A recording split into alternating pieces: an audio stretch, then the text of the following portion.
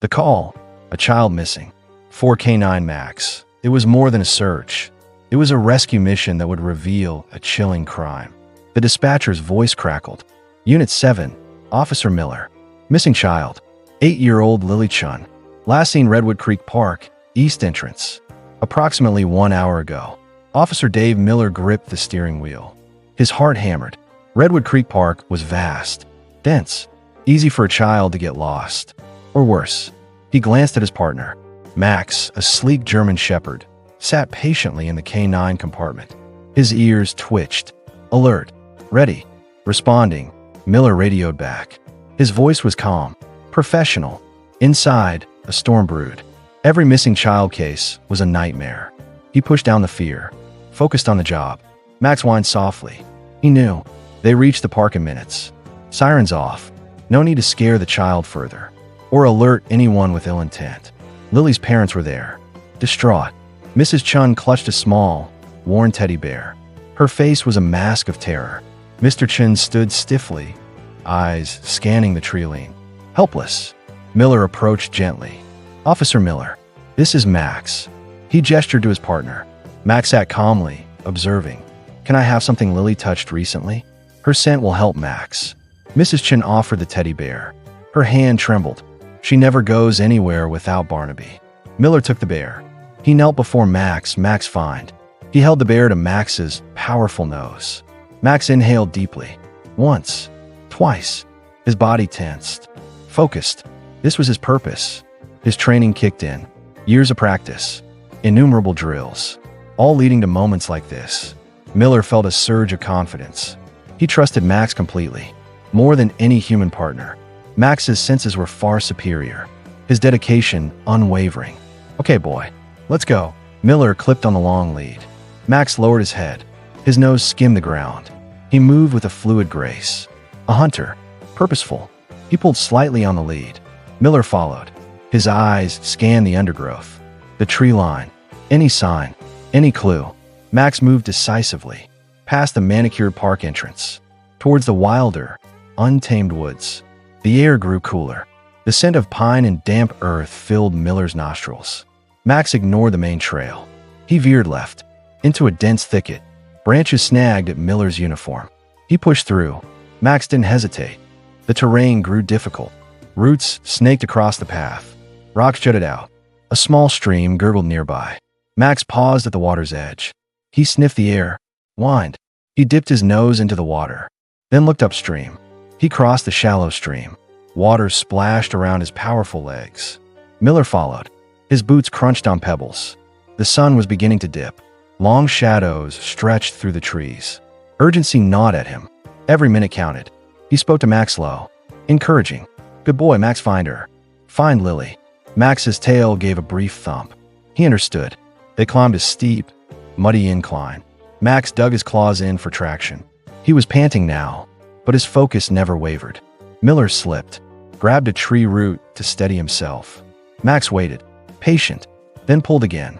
Onward, deeper. The woods were eerily quiet. Only the rustle of leaves, their own breathing, the occasional bird call. Suspense hung heavy. Was Lily just lost? Or was something more sinister at play? Miller tried to push those thoughts away. Focus on Max, trust the dog. Suddenly, Max stopped. His body went rigid. Ears pricked forward. A low growl rumbled in his chest. Not an aggressive growl. An alert. He looked back at Miller, then towards a dense cluster of ferns. He whined again. Insistent. Miller's heart leaped. What is it, boy? Show me. Max pushed into the ferns.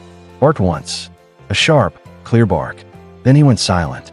Miller scrambled after him, pushing aside the large, feathery fronds. There, huddled at the base of an ancient oak, was Lily. Her eyes were wide with fear. Tear tracks stained her small face. She was covered in dirt, leaves in her hair, but she was alive. Max licked her hand gently, whining softly, comforting. Miller rushed forward. Lily, it's okay. I'm Officer Miller. We're here to help you. Lily looked from Miller to Max, then back to Miller. A tiny sob escaped her. The doggy found me. Yes, he did, Miller said, his voice thick with emotion. He's a very good doggy. Lily was shivering, despite the lingering afternoon warmth. Miller gently checked her for injuries. scrapes on her knees, a bruise on her cheek. Her clothes were torn in places. She clung to him. "Are you hurt, sweetheart?" Miller asked softly. Lily shook her head. "I'm scared. A man took me." Miller's blood ran cold. "A man?" He tried to keep his voice even. "Calm. What man, Lily?" "He was big. He said he had candy." Her voice was barely a whisper. "He brought me here. Tied my hands." She showed Miller her wrists. Faint red marks were visible, but I got them loose when he went away for a bit. I hid. Miller's gaze sharpened. He scanned the immediate area. Beyond the oak tree, a small, hastily cleared area, a trampled patch of grass, a discarded juice box, not Lily's brand, and a piece of blue nylon rope, coiled neatly, as if waiting. This wasn't a simple case of a child wandering off. This was an abduction. His radio crackled to life in his vest. "Miller, status update." "Found the child," Miller said, his voice tight. "She's alive. Appears to be minor injuries. Requesting medical immediate. And detective unit. Scene indicates possible foul play. Possible kidnapping." The dispatcher's voice, usually so calm, had an edge. "Copy that, Miller. Medics en route. Detectives en route. Secure the scene." "Understood." Miller looked at Lily. Her small face was pale. He gently helped her up. "Okay, Lily, we're going to get you out of here. Max will stay with us." Max sat faithfully by Lily's side, his presence a solid comfort. Miller guided Lily back towards the stream, the way they came. He moved slowly, carefully, avoiding disturbing any potential evidence. He noted footprints, broken twigs, things Max had likely scented, but Miller hadn't registered in his haste. The first responding officers met them near the stream. Paramedics were close behind. Miller handed Lily over to a female officer, reassuring her, "You're safe now, Lily. These nice people will take care of you." Lily looked back at Max, a small, watery smile. Miller turned his attention back to the scene. He briefed the arriving detectives. Detective Reynolds, Detective Carter, stern, experienced. She said a man took her, tied her hands. "We found rope. A possible campsite." Reynolds nodded. "Good work, Miller. You and Max might have just saved her life." He clapped Miller on the shoulder. "Let's go take a look. Max, stay with Officer Miller for now." Miller felt a grim satisfaction. Max had done his job brilliantly. Now the human part of the investigation began. But the dog had given them the crucial start. He had turned a desperate search into a rescue. And now, a rescue into a criminal investigation. The stakes were higher than ever. The woods buzzed with activity. Forensic teams meticulously combed the area Lily was found. They bagged the rope, the juice box. They photographed footprints, took soil samples. Miller stood with Max at the perimeter, watching, waiting.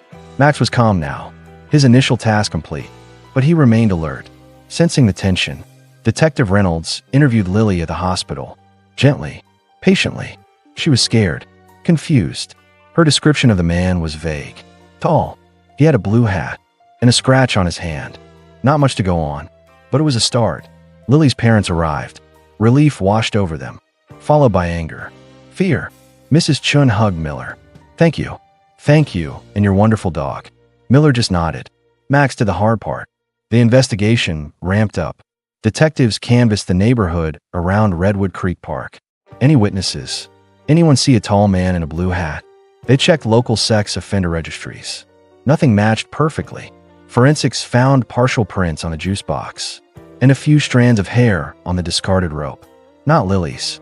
They were sent for urgent analysis. The blue nylon rope was common. Could be bought anywhere. Miller and Max were asked to do another sweep, starting from where Lily was found, working outwards. See if Max can pick up a trail leading away from here, Reynolds instructed. Maybe our guy dropped something. Max was eager. He knew the scent, Lily's fear, the unknown man's presence. He cast about, nose to the ground. He led Miller on a winding path, away from the makeshift campsite, towards a less-used service road at the park's northern edge. There, half hidden under a bush, a crumpled energy bar wrapper, and near it, faint tire tracks in the soft dirt. Recent. Miller marked the spot, called it in. Forensics descended again. The wrapper was collected, the tire tracks photographed. Casts were made. Days turned into a week. The lab results came back. The prints on the juice box were smudged. Unidentifiable. The hairs were from a Caucasian male. Brown. The DNA was run through Cody's. No match. The tire tracks were from a common model of utility van. Frustration mounted. Lily was recovering physically, but the emotional scars remained. She had nightmares. She was afraid of strangers, afraid of the dark. Her parents were desperate for justice, for closure. The police were determined. They re-interviewed park staff. One groundskeeper, a quiet man named Arthur Henderson, seemed nervous. He had been working near the east entrance the day Lily disappeared. He claimed he saw nothing. He wore a blue baseball cap. He had a fresh scratch on his hand. He said his cat did it. Reynolds and Carter focused on Henderson. They pulled his work records, his financial history. He was in debt, deeply. He owned an old blue utility van, the same model as the tire tracks. It was circumstantial, but compelling. They obtained a warrant. Search Henderson's small apartment. In his van. In the van, tucked under a floor mat. They found it. A child's sparkly hair clip. Lily's mother confirmed it. It was Lily's, the one she was wearing that day. The pieces clicked into place. Henderson, desperate for money, saw an opportunity. A young child, alone. He likely planned to demand a ransom, but got spooked. Perhaps Lily's escape, or the quick police response. He abandoned his plan. And Lily, "We need to bring him in," Reynolds said. Carefully. He might be desperate. They found Henderson at his apartment. He tried to look surprised, calm, but his eyes darted around, looking for an escape. Reynolds read him his rights. Henderson denied everything, vehemently. The hair clip, Arthur. Carter asked, "How did Lily Chen's hair clip get in your van?" Henderson's composure crumbled. He stammered, made excuses, none of them believable. The evidence was mounting. The tire tracks, the cap, the scratch. The hair clip was the final nail. He was arrested, taken into custody. During interrogation, faced with the evidence, he confessed. He admitted to abducting Lily. He claimed he never meant to hurt her. He just wanted money. He was scared. He panicked. The news brought a wave of relief to the Chen family, to the community. Justice would be served. Lily started therapy. Slowly, she began to heal. She drew pictures of Max, the brave dog who found her. She asked to see him. Miller arranged a visit. Max, usually all business on duty, seemed to sense the occasion. He was gentle, patient. He let Lily hug him, pet him. He licked away her happy tears. It was a heartwarming sight. The bond between a rescued child and her canine hero. Henderson was charged, convicted, sentenced to a long prison term. The city breathed easier. A few weeks later, there was a small ceremony at the police department, commending Officer Miller and Canine Max. The chief spoke. Canine units are an indispensable part of our force. Max's keen senses, his unwavering dedication, and Officer Miller's expert handling were directly responsible for bringing Lily Chen home safely and for bringing a dangerous individual to justice. Miller stood proudly beside Max. Max sat regally, accepting the applause with quiet dignity. He didn't understand the words, the medals, but he understood the pats, the praise, the love from his handler. Later that evening, Miller groomed Max, brushing his thick fur, checking his paws. "You did good, boy," he murmured. "You did real good." Max leaned against him. A soft sigh.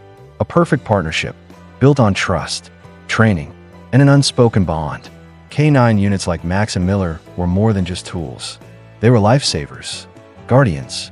Their bravery wasn't in facing down bullets, though they would have asked. It was in the relentless pursuit, the unwavering focus, the ability to find hope in the darkest of places, to follow a scent trail when all other leads went cold. They were a testament to the incredible abilities of dogs and the profound connection between humans and animals, working together for the greater good. One scent, one search, one rescue at a time. The city was safer because of them. Families were whole because of them. And children like Lily Chen could dream again, knowing heroes, both two-legged and four-legged, were watching over them. Max yawned, content. Another day, another job well done. He was ready for the next call. Always ready.